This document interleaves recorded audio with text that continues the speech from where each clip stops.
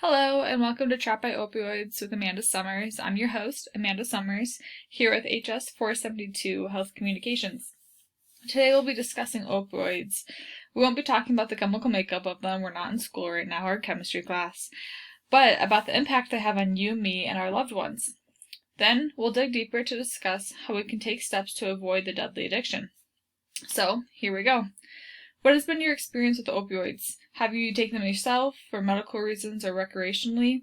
Have you had someone close to you suffer from addiction to them? Or have you only heard about them once all the campaigns and stats began to appear?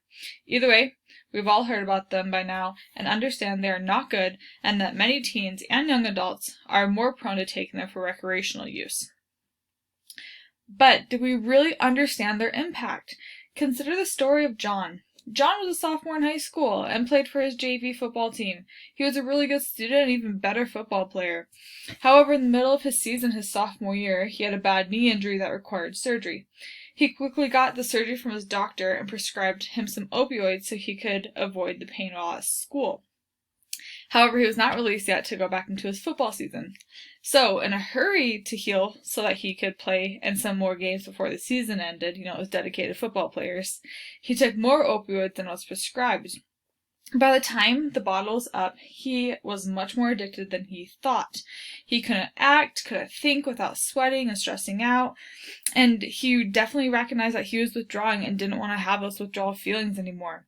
So, instead of fully getting away from the opioids, he decided he needed more opioids but didn't know how to get them.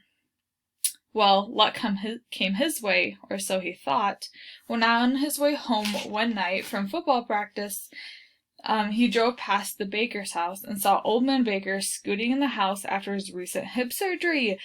There was his answer, he thought. A few nights later, he broke in and got the opioids. So, he got what he wanted, and he thought it was pretty easy to get it. So he continued this routine for the next year. He felt bad stealing, but what could he do? He had to have these opioids. Well, eventually, it went bad for him, and he got caught breaking into homes and was arrested. So this good student, this good football player, this good son, this good person, had his world turned upside down when he got chained to opioids. So not every story goes this way, but for those who don't quit, it will always end bad. So what do we do to avoid situations like John's? Well, here's a few tips. Tip number 1, talk to your doctor. If you're ever prescribed opioids, see if there's other pain relievers that will help you out. Ask him exactly how many you need, how often you have to take them, for what length of time are you going to have to be taking them, so that you can be really educated from your doctor. Second, be accountable to someone. Let a loved one know when you are taking them and how many you have at all times, so that way you have someone to know if you're overdosing or not. Tip number 3, if you have any leftovers once you're done taking them, dispose of them. I don't mean just toss them in the bin. Someone could grab them out, your aunt, your uncle, your younger brother and sister. No, we don't want someone to take them out of the trash. So you need to mix them with something that no one's going to eat. You mix them with coffee grounds, mix them with fruit that went bad, or even better, mix them with a baby diaper. Just make sure no one else is going to touch them after you dispose of them, so that no one else can keep getting addicted and feeding that addiction.